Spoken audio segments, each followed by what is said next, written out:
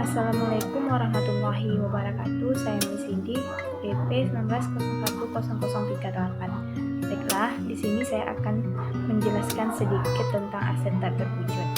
Yang pertama yaitu definisi aset tak berwujud. Aset tidak berwujud atau intangible asset adalah sumber daya jangka panjang yang biasanya tidak memiliki keberadaan fisik namun memiliki nilai atau jumlah manfaat di masa depan yang tidak diketahui. Apa saja yang termasuk dalam aset tidak terwujud? Yaitu ada paten, ada merek dagang, hak cipta, perjanjian warabala, goodwill, dan kontrak bisnis lainnya.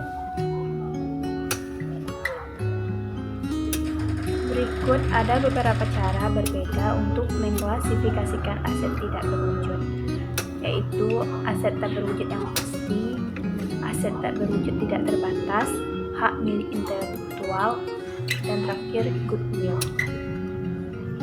Sedangkan aset tak berwujud yang pasti itu adalah memiliki nilai dengan batas waktu yang ditentukan.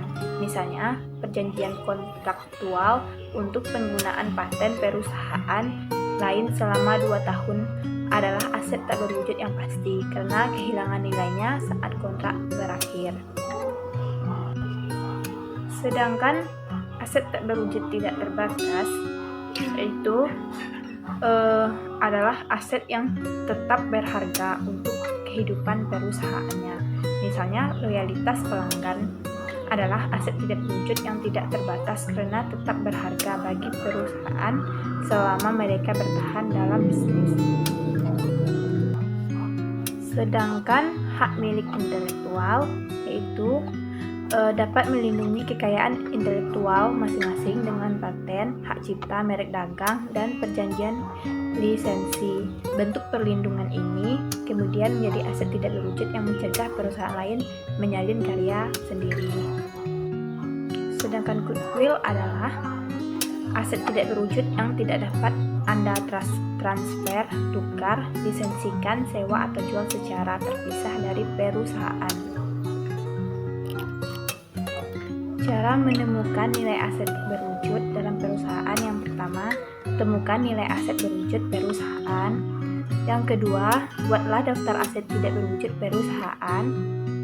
Yang ketiga, tentukan metode kalkulasi yang akan digunakan.